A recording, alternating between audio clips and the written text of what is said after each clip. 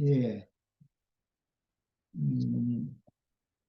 30분씩 세 타임 할 거예요. 자, 5페이지 지난번 자료 상단에서 가르치도록 합니다. 비록 여러 번에 걸친 불신으로 인해 하나님의 징계를 받은 출애굽 1세대는 광야 40년 동안에 많은 징벌이 있었었죠. 한 곳 움직일 때마다 죽고 이렇게 많은 사람이 죽어서 결국은 출애굽 1세대는 광야에서 다 죽었어요. 그래서 광야에서 다 죽고 전반적으로 광야 훈련을 무사히 겪어낸 이스라엘의 신세대가 출애굽 이후 40년 만에 모압 평지에서 2차 계수를 받고 가나안 땅 정복을 시작한 역사로 우리에게 계시한 교훈은 매우 큽니다. 이제 이 신앙의 과정이라는 것은 그러니까 6월절을 먹고 홍해를 건너서 출애굽을 하면 다 되는 게 아닌 것이죠. 쉽게 표현하면 자, 처음 육적인 12지파가 야훼께서 행한 큰 인적의 심판을 목격하고 모세의 지시에 따라 6월절을 먹고 홍해를 건넜으며 2년이 지나서 시내 광야에서 첫 번째 계수에 든 20세 이상 싸움에 나갈 만한 남자들과 레위인들과 장자들, 레위인들과 장자들은 한 달 이상을 계수를 했어요. 이 차이는 이제 다음에 더 말씀을 나눌 거예요.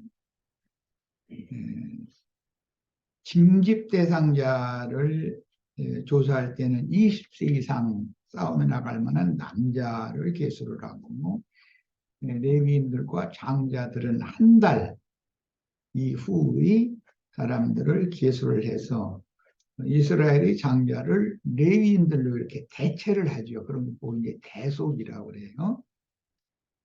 그리고 이스라엘의 짐승들과 레위인들의 짐승들의 계수가 있었습니다. 예, 짐승들까지도 다 수를 셌어요. 이제 이런 걸 통해서 우리는 노아의 방주에 3층으로 방주를 지었고 맨 위층에는 노아와 그 가족들이 지내고 중간층에는 정한 짐승들이 지냈고 맨 하층에는 부정한 짐승들이 거기 있었어요.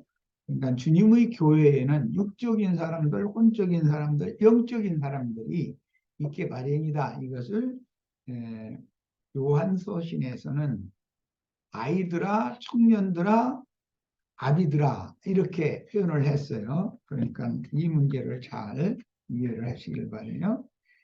그러나 그들 출애굽 1세대는 모두 광야 40년의 연단 과정에서 죽었고 아론과 모세까지도 약속의 땅 서안에는 들어가지 못했으며 다만 여호수아와 갈렙 두 사람만 두 번째 계수에 든 신세대와 함께 약속의 땅에 들어가서 정복전쟁을 수행했습니다. 이 여호수아와 갈렙은 신약에는 부증인이라고 표현을 했어요. 광야의 회막에서라는 말은 여기서 이제 광야, 이 미드바르라는 말은 건조한 계절에는 생물이 살 수 없는 불모지가 되고 강우기에만 팔레스타인 땅은 겨울철 잠깐 비가 온다고 그래요. 풀들이 자라는 메마른 지역인데 출애굽한 이스라엘이 반드시 광야의 연단 과정을 거치는 것은 하나님의 군대가 훈련받아 영적 전투를 능히 수행하도록 길들임을 받기 시작했다는 뜻입니다. 그러니까 성도들은 반드시 사람들에게 전도를 해서 사람을 그리스도의 것으로 드리는 제사장 직무를 할 수 있어야만 된다는 거예요. 그렇게 되는 것이 이제 싸움에 나갈 만한 하나님의 전사가 된 사람들인 거예요. 우리 형제 자매님들도 이런 말씀에 대해서 깊은 은혜를 받고 어떻게든 해서 사람을 만나면 무슨 자료를 주든 아니면 이렇게 대화를 제일 중요한 건 대화를 직접 해서 전도를 하는 것이 제일 중요하죠.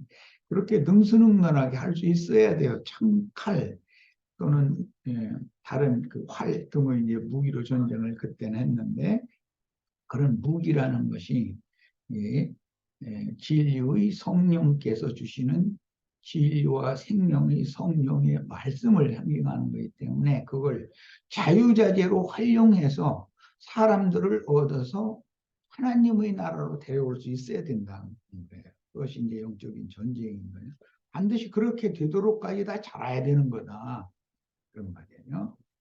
자, 지정해성 기후로 인해서 10월과 4월 사이에 내리는 약간의 겨울비와 8, 9월에 내리는 이슬로 1년을 버텨야 하는 팔레스타인의 기후 조건으로 볼 때, 광야는 인간이 견뎌내기 힘든 죽음의 땅인데도 거기에서 영적 훈련을 받는 것은 우리가 예수를 믿어서 구원받은 이후에, 즉 구원파식으로 말하자면 죄사함 받고 거듭남의 비밀 뭐 날마다 그것만 외치는데, 6월절을 먹고 홍해바다를 건너 나온 이후에 이제부터 훈련에 들어가는 거다, 그런 말이에요. 이제부터 영적 성장이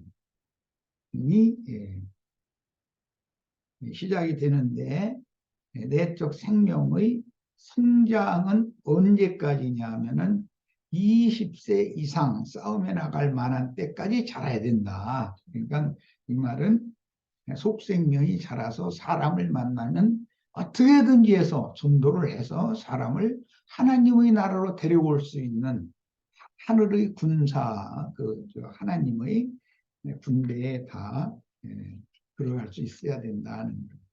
그래서 계시록 19장에 보면 그들만 거룩한 성 예루살렘에 들어가는 권세를 얻는다는 거잖아요. 그러니까 우리 형제 자매들 이게 느슨하게 그냥 나 예수 믿으니까 구원 받고 이런 생각하는 세상 교회 사람들이 생각이나 다를 바가 없죠. 그래서는 안 됩니다. 혹시 싶어서 지금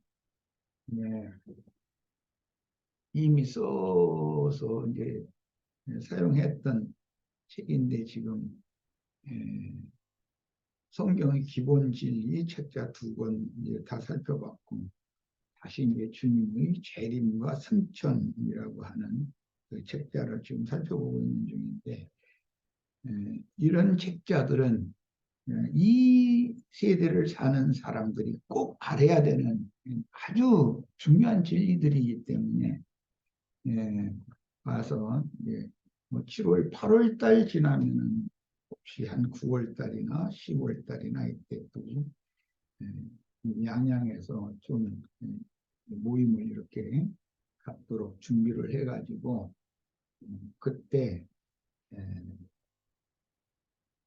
이방인의 때 끝에 꼭 전해야 되는 그런 말씀들을 중점에서 말씀을 좀 나누려고 준비하고 있는 중이에요. 자,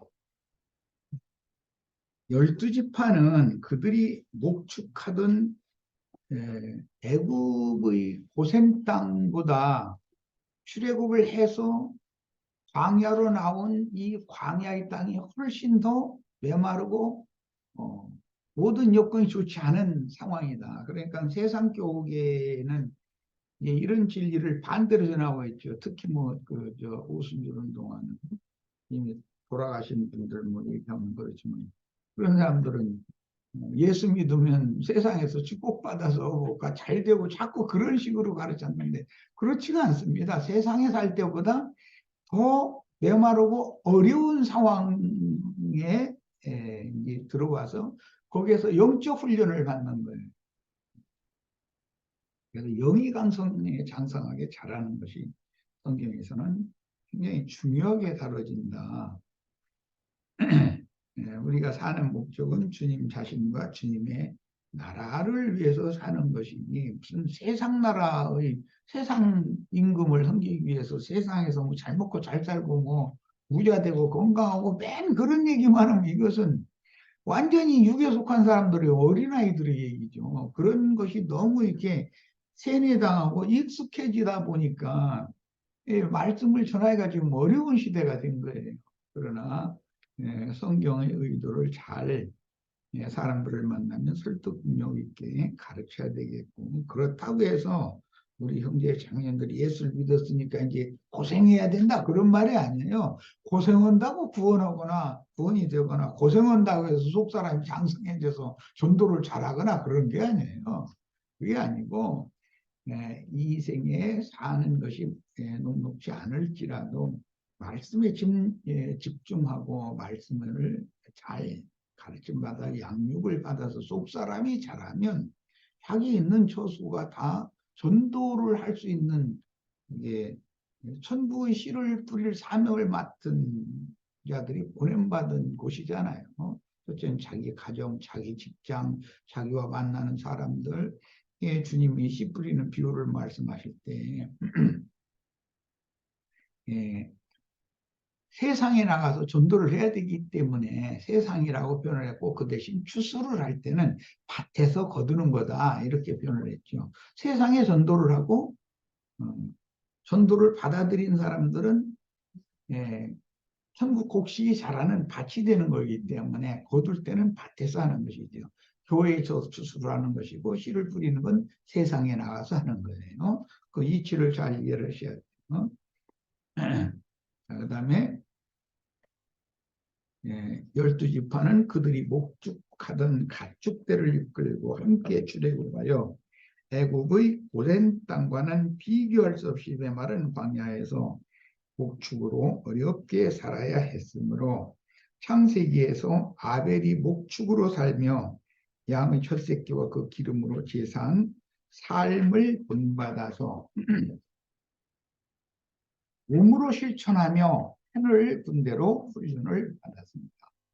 기독교계에는 영지주의자들인 소위 구원파가 애굽에서 유월절을 먹고 홍해를 건너는 초보의 도만을 반복해서 전하여 후만 닦는 신앙을 반복하면서도 자기들만 구원을 받았다고 자랑을 하는 그런 무리들이 많죠. 그런데 하나님은 그런 게 아니다. 하나님의 일은 땅 끝까지 모든 민족이 다 이 천국 복음을 받아들이고 그 다음에 이기는 자들 즉 하늘 군대로 양성된 자들의 그 수가 채워지고 그 다음에 그들의 안내를 받은 정결한 처녀 14만 4천의 수가 채워져야 이방인의 때라고 하는 한 시대가 종결되고 인마진 12지파의 새 시대 오는 새 세상에 주와 그 그리스도의 나라가 세워지는 것이다 라는 걸 가르치고 있기 때문에 하나님의 경륜에 대해서 잘 이해를 할 필요가 있습니다. 그들은 지난 죄들을 사면받은 구속과 영이 거듭난 속사람의 구원 이후 양육을 받고 자라서 온전한 새 사람으로 구원을 이루어 하나님의 군대로 자신의 육적 자아, 이건 이제 육체라고 그래요. 육체라는 건 하나님의 신이 함께할 수 없는 죄가 지배하는 옛사람을 말하는 거예요. 내 육체 속에는 선한 것이 거하지 않고 죄가 거한다. 그 마태 7장에 이렇게 설명이 되어 있죠. 육체라는 건 이런 사람의 몸을 말하는 것이 아니라 혈과 육에 연합된 옛사람의 혼생명을 말한다. 거기에서 죄로 마귀가 왕노릇을 하는 거예요. 그런데 구속하신 영 안에서는 그리스도께서 은혜로 왕노릇을 하시는 거예요. 그래야 서로 이제 대적할 수밖에 없죠. 그러면 구원받은 사람 속에는 두 생명이 살다 보니까 싸울 수밖에 없는 거죠. 겉사람과 속사람은 싸우게 돼 있어요. 그래서 육체 속에서 왕노릇하는 죄와 그 영과 연합된 속사람이 그리스도의 은혜에 의지하여 싸워서 이것이 싸움에 나갈 만한 20세 이상을 하늘 군대로 모병을 한 목적이죠. 이 싸움에 다 참여할 줄 알아야 된다는 거예요. 먼저는 자기 자신의 육적 자아와 은혜를 입은 주 아빠의 한 영이 된 그 영이 싸워야 되는 거고 그래서 이겨야 되는 거고 그렇게 자신을 이긴 사람은 나가서 전도를 해서 그 사람도 하나님의 나라로 구원을 얻게 해줘야 되는 이제 하나님의 사역에 쓰임을 받아야 되기 때문에 싸운다라는 이 성경의 표현이 나올 때는 어떤 문장에서는 나 자신 속에서 나 자신과 싸우는 얘기인 것이고, 어떤 문장에서는 똑같이 싸운다라고 되어 있지만 이것은 전도를 하는 것을 말할 수가 있어요. 그러니까 문장에 따라서 이제 해석을 말하고자 하는 의도를 따라서 해석을 해야 되는 거예요. 자, 죄와 세상과 율법의 저주를 이기는 것이 장성한 신앙인의 구원임을 세속교계에는 이런 것을 가르치지를 않죠. 그러니까 전혀 모르는 거지. 이 영적 전쟁이라는 것이 뭐를 말하는지. 영적 전쟁은 두 방면이 있다라고 말씀드렸어요. 우선은 에, 은혜를 입은 나의 영으로 죄가 구하는 나의 육체와 싸우는 거예요. 그래서 이것을 이길 수 있는 청년 이상이 되면 이제 하나님의 군대가 되어서 나가서 전도를 해서 사람들을 얻어서 그리스도의 것으로 중매를 하는 사역을 해야 되는 거예요. 이게 전쟁은 두 방면이 있어요. 자, 약속의 기업인 새하늘과 새 땅을 유업으로 받은 후사가 되기 위해 혈육의 이 장막을 벗고 혈과육은 하나님 나라를 유업으로 받지 못하는 거죠. 그런데 기독교계는 이런 기본 원리에 대해서 이해가 없다 보니까 성경 전권에 대한 이해도 없지만 없다 보니까 자신들은 주님이 며칠 날 오실 때 죽지도 않고 그 호련히 변화돼서 휴거된다 이러고 지금 그날을 믿고 있는 거죠. 그런데 기독교인들이 생각하는 휴거라는 것이 있어요, 없어요? 그건 너무 황당한 얘기인 거죠. 그런 일은 절대로 없어요. 최후로 이기는 자는 짐승의 때, 이제 그게 이제 오는 부활의 때라고 예언된 때인데, 전에도 없고 후에도 없는 큰 환란의 때라고도 예언이 됐고, 예수님이 자기 땅, 자기 백성들에게 그 말씀을 적용한 말씀은 예루살렘이 로마에 의해서 무너지고 이스라엘 나라가 로마에 의해서 완전히 멸망당하고 세계 각지로 열방으로 흩음을 당한 거예요. 그래서 2000년 동안 이방인의 때 동안을 그렇게 고생을 많이 한 민족이 하나님의 백성이 이스라엘 사람들이잖아요. 야, 그런 전에도 없고 후에도 없는 큰 환란을 로마를 통해서 받은 것처럼 그거는 한 시대를 마무리할 때는 반드시 무적행을 하나님 의도적으로 열어서 무적행에 가둬놨던 마귀의 군대, 황충 군대를 다 불러 올려가지고 악의 역사가 활발하게 활동하는 때를 두신다는 거예요. 그러니까 이제 나는 최근에 이제 많이 이제 급한 마음으로 좀 더 책자라도 돌리고 어떻게든 해서 준도를 해서 하자 이런 얘기를 이제 이렇게 애써서 하는 중인데 그것은 주님 앞에서 받은 계시에 의하면 이방인의 때가 지금은 종결될 지점이 됐다. 이방의 충만함이 이제는 다 차서 전도를 해도 사람들이 받아들일 사람이 없는 때다. 하늘이 그만큼 닫혀 있다 이 말이지. 그래서 이제 마지막으로 하늘이 완전히 닫혀버리는 그때가 바로 우리들의 때다. 이때 담은 한 명이라도 한 영혼이라도 전도를 해서 사람을 얻어서 마지막으로 뱀의 낯을 피하여 저희 주께서 그들을 위하여 예비하신 곳에서 뱀의 낯을 피하여 1260일 동안이라고 그랬는데 두 증인이 사역을 하는 동안이죠. 그동안 양육을 받아서 온전케 된 의인의 영들이 되어져서 앞서간 온전케 된 의인의 영들을 뒤따라가면 그것은 이제 순교, 그때는 이제 순교자가 되는 거예요. 그렇게 하면 불 섞인 유리바다 위에서 주님의 구원을 찬양하는 마지막 이기는 자가 될 수가 있는 문제이기 때문에 나는 이런 것을 염두에 두고 지금 애써서 전도를 하는 것에 대해서 나는 관심을 가지고 있어요. 그런데 마침 또 시기에 맞춰서 이상하게 민수기를 전쟁하는 군사를 이렇게 훈련시키는 민수기 말씀을 나누게 하신 것도 난 예사로운 일이 아니라고 생각해요.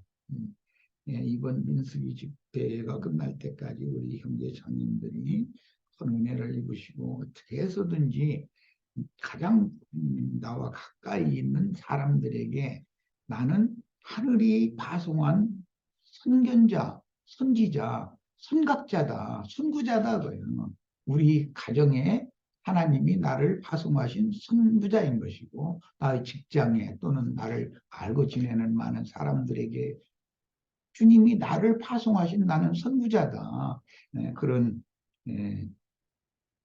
주관적인 자체 의식을 좀 새롭게 하시기를 바랍니다. 나 혼자 애써서 이렇게 그냥 한다고 해서 뭔 일이 되는 게 아니잖아요. 나 바라볼 때는 함께 같이 큰 소리로 부르야 되고 그런 것이지.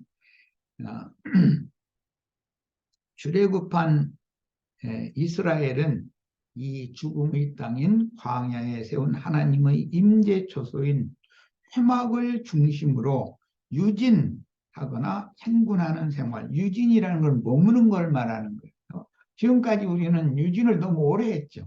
시내산 아래에서 2년 2개월 동안 출애굽해가지고 유진했었잖아요. 그런데 지금부터는 어느 다음 장소에 가서 뭐 2년 동안 이렇게 머무르고 그런 일은 없어요. 이제 앞으로는. 계속 앞으로 행군을 하게 돼 있죠. 유진하고 행군하는 생활로 겉사람은 후패하나 속사람은 날로 새롭게 되면서 아직까지 경험해보지 못한 신앙생활을 시작했는데 이것이 광야교회의 신앙생활이었습니다. 우리도 지금 민수기와 같은 이런 새로운 출발을 해야 될 때가 왔다. 다 새롭게 돼야 된다. 영이 새로워져야 되고 마음도 다 새로워져야 되고 주님께서 이제 찾고 찾는 자들에게는 새 영과 새 마음을 부어줄 거다라고 예언을 했으니까 그 말씀을 믿고서 우리는 이제 추구를 해야죠.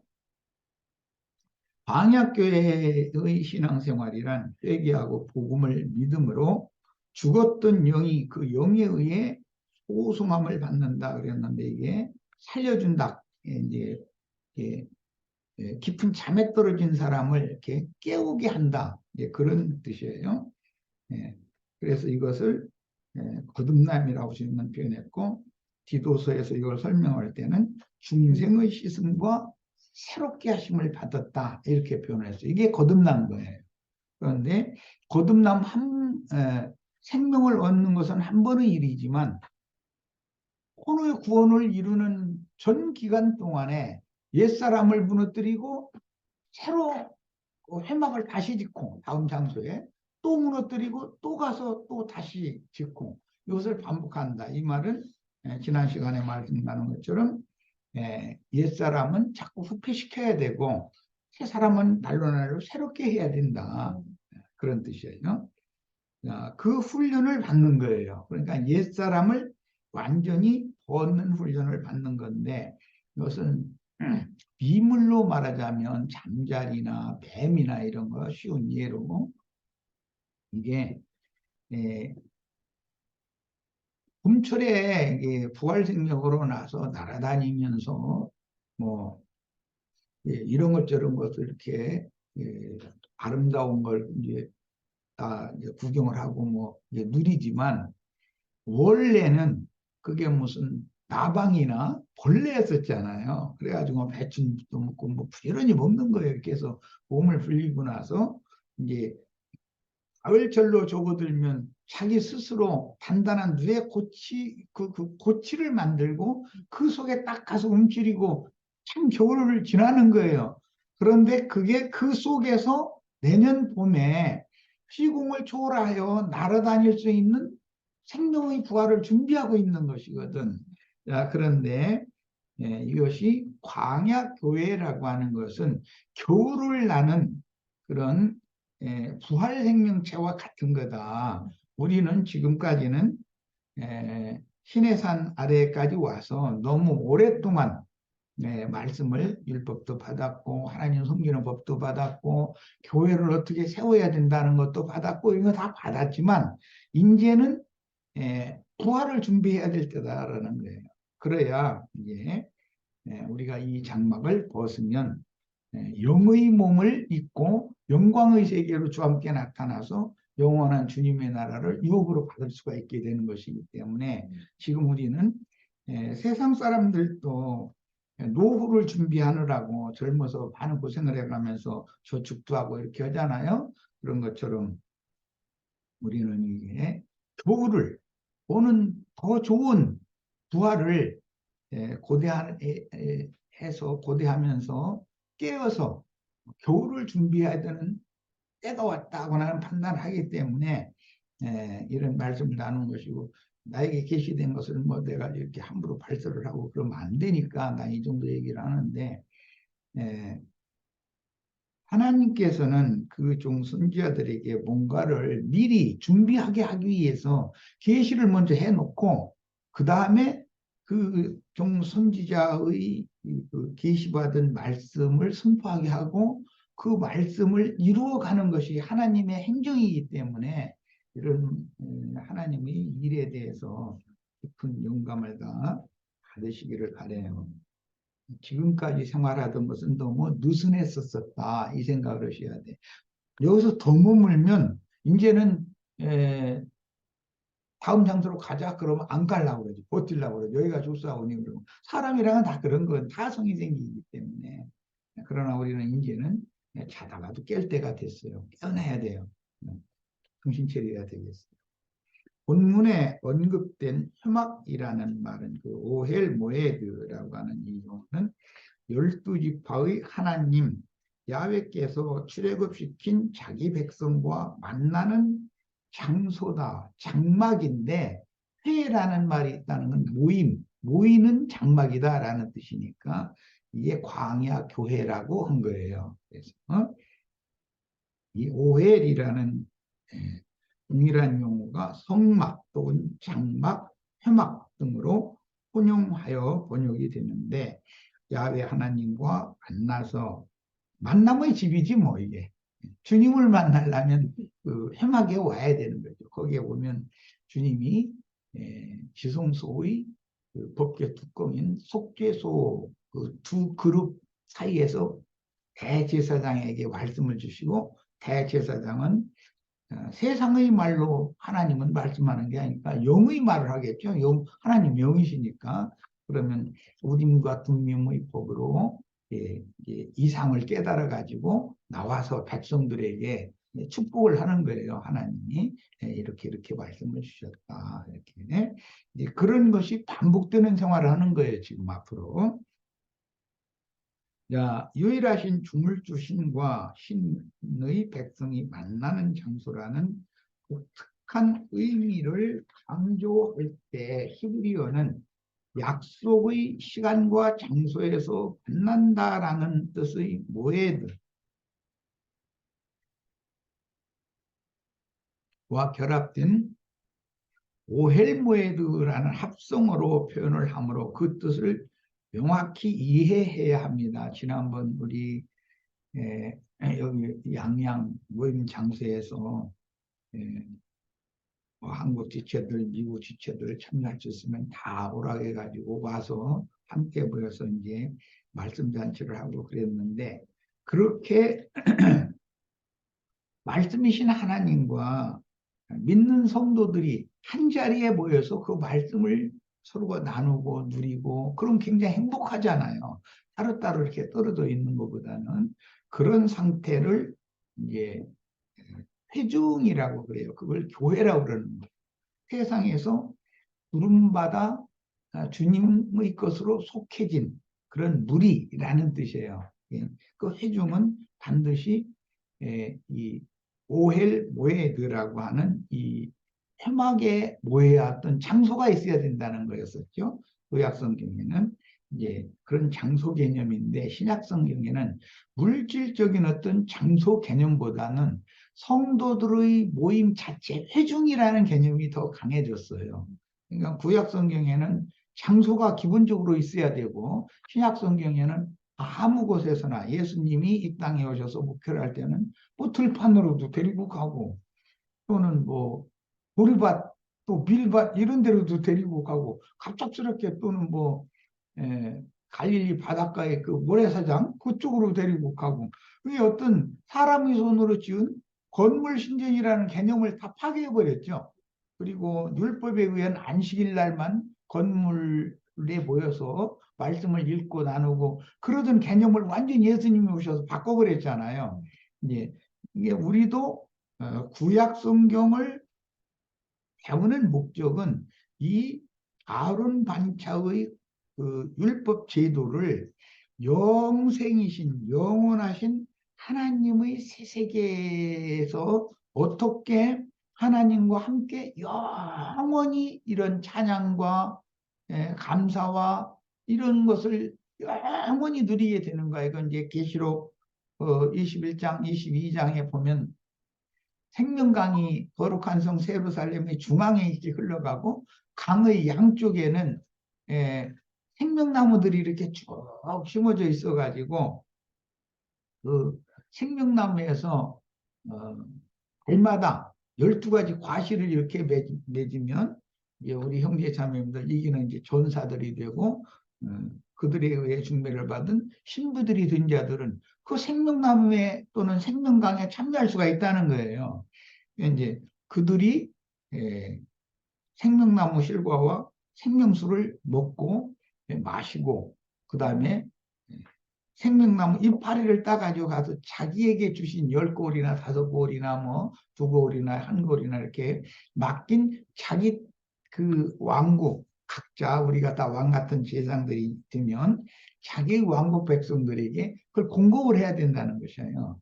그런데 생명나무와 생명수를 먹고 마신 결과는 생명으로 다스린다 그랬기 때문에 그것은 사실은 빛으로 다스리는 것을 의미하는 거예요. 빛이신 주님을 반사하는 것이죠. 자기 백성들에게.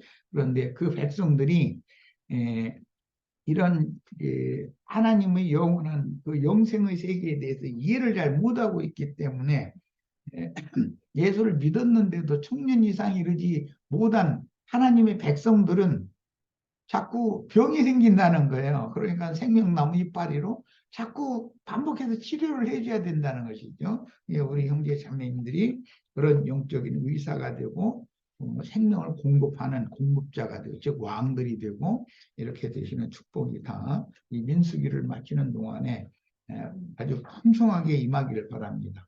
자, 첫 시간 여기까지 일단 잠깐 쉬도록 합니다.